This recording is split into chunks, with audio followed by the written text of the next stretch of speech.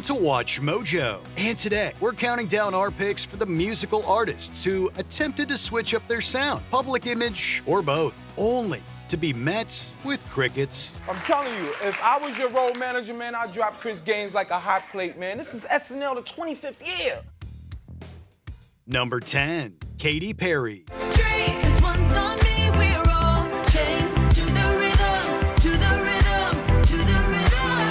Typically, we should encourage people to be themselves and let their individualism shine. However, in the case of Perry and her 2017 album Witness, bearing it all might not have been the way to go. Perry went on a 4-year sabbatical after the release of her hit album Prism, citing a personal need to focus on rejuvenating her mental health. Appetite for seduction, fresh out the oven, melting your mouth, kind of loving, bon appetit, baby.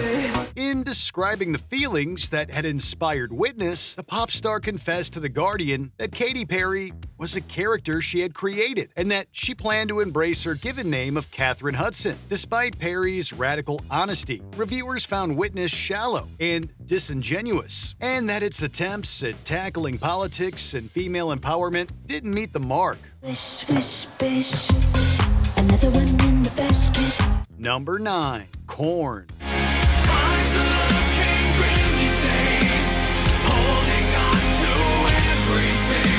Look, we're not saying that we expected these beloved kings of new metal to produce the next Abbey Road, but when lead singer Jonathan Davis claimed that the band's goal for The Path of Totality was to create art that's different and not conform to what's going on, we definitely expected, well, not whatever it ended up being.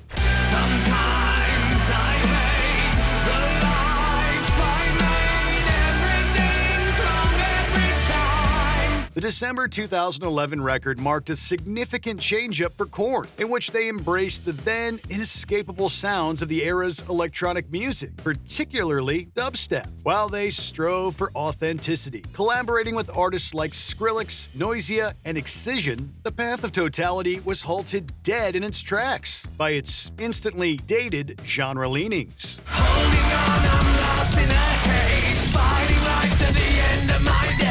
Number 8, Snoop Dogg. Here I come, I'm stepping in the dawn. Here I come, I'm stepping in the dawn. Posted up the wall, here and I'm a stone. You'd be hard-pressed to find someone who doesn't love Snoop Dogg, aka hip-hop's favorite uncle and spokesperson. Whether it's hanging with Martha Stewart or his eclectic social media presence, Snoop has seemingly done it all. So it only tracks that after years as a legendary and prolific rapper, he would naturally make the transition to performing reggae. Put your lighters up, get high with me, fly with me, ain't no dividing us. Rebranding himself to Snoop Lion in 2013, the artist traveled to Jamaica and immersed himself in its culture, taking inspiration from famous reggae musicians like Bob Marley, Peter Tosh, and Bunny Wailer. Unfortunately, Snoop's leap of faith went up in smoke. The resulting reincarnated album received lukewarm reviews at best and peaked at number 16 on the Billboard 200 chart. They gonna love me, call me Black Chutney, all gold chrome with the diamonds in the back. Number 7, Jewel. Who will save your souls when it comes to the flowers now? Jewel rose to prominence with 1995's Pieces of You, which produced the hits Who Will Save Your Soul and You Were Meant for Me. Her 2003 album 0304 completely threw out the playbook. In the album's liner notes, she wrote that this record may seem different to you. To me, it's closer to what has been in my head for years.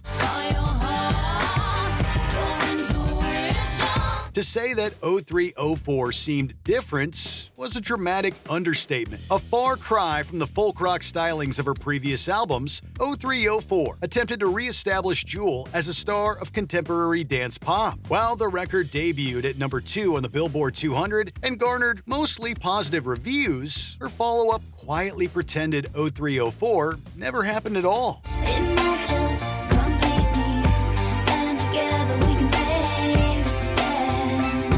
Number 6, Drake. I was alone in this world. And I needed people. I know my funeral gon' be lit, 'cause how I treated people, I don't wanna go. Canadian rap superstar Aubrey Drake Graham has never been one to shy away from a good marketing gimmick. Just look at his 2015 mixtape. If you're reading this, it's too late. A cheeky middle finger to the rapper's record label. While Drake had indeed flirted with electronic music before dropping 2022's Honestly Nevermind, that album represented his first full foray into the genre.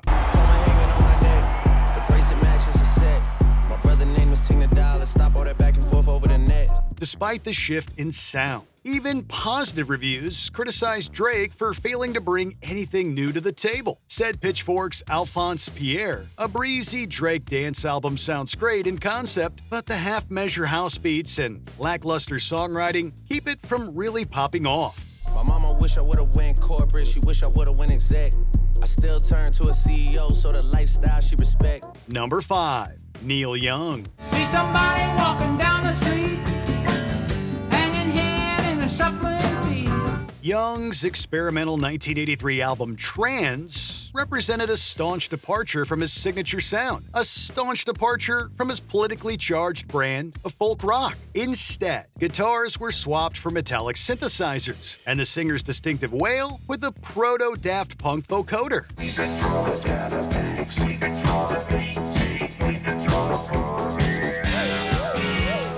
The Canadian-born icon has shared that the album was an attempt to communicate with his son Ben, who was born with cerebral palsy, as well as a lamentation on an increasingly detached and digital world. Although he clearly went in with good intentions, Trans was met with mostly baffled reviews at the time, with Barney Hoskins of NME comparing its vocoder use to the kind of horrid electronic carols you get on your Christmas TV.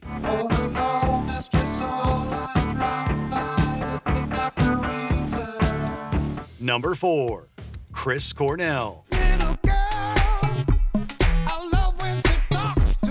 In the early to mid-2000s, super producer Timbaland was unstoppable. Having produced Justin Timberlake's smash hit albums Justified and Future Sex Love Sounds, Timbaland went on an almost unprecedented hot streak, culminating in the release of his 2007 solo album, Shock Value. After turning himself into a household name, his next challenge was, of course, turning Soundgarden and Audioslave frontman Chris Cornell into a pop star, almost completely eschewing the hard-rocking styles of Cornell's past projects. Scream was ultimately nothing more than a whimper.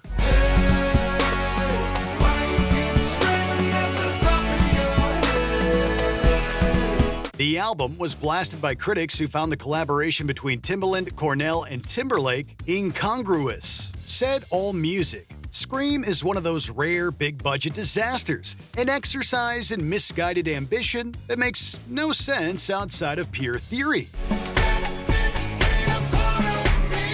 Number 3. Lil Wayne.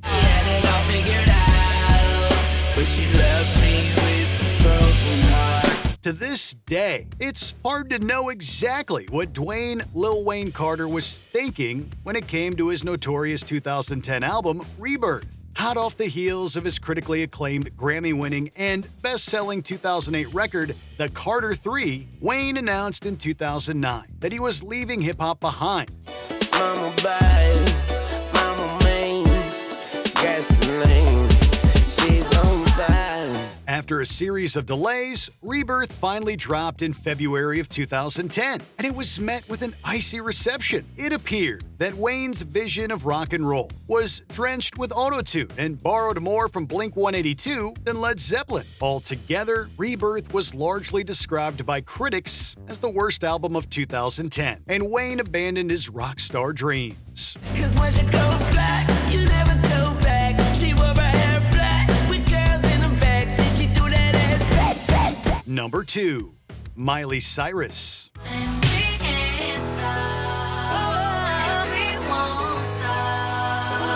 Maybe this is a bit of a cheat. After all, Cyrus definitely shed her teeny bopper image with the boundary-pushing 2013 album Bangers. However, it wouldn't exactly be accurate to say that her transformation was widely accepted by audiences. Seeking a change from her lead role on Disney's Hannah Montana, Cyrus drastically overcorrected, embracing a more mature, more adult image without giving fans time to adjust to the changes she was making. I came in like a wrecking ball.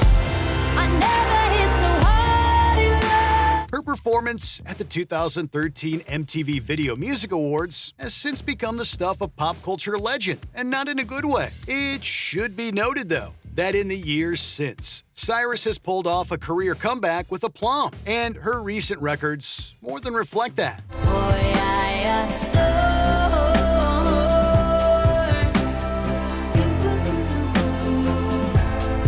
you. Before we continue, be sure to subscribe to our channel and ring the bell to get notified about our latest videos. You have the option to be notified for occasional videos or all of them. If you're on your phone, make sure you go into your settings and switch on notifications.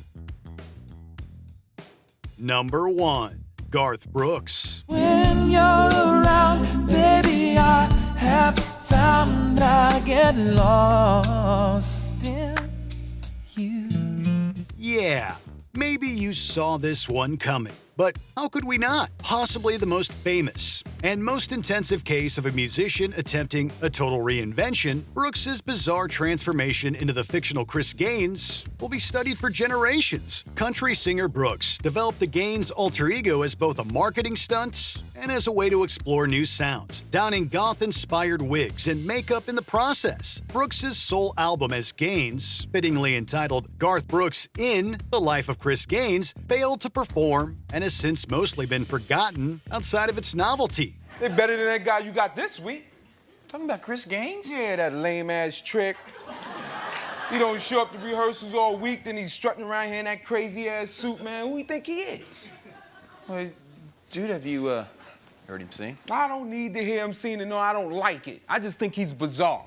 Which musical reinvention on our list had you cringing the hardest? Are there any we missed? Be sure to let us know in the comments below. Say you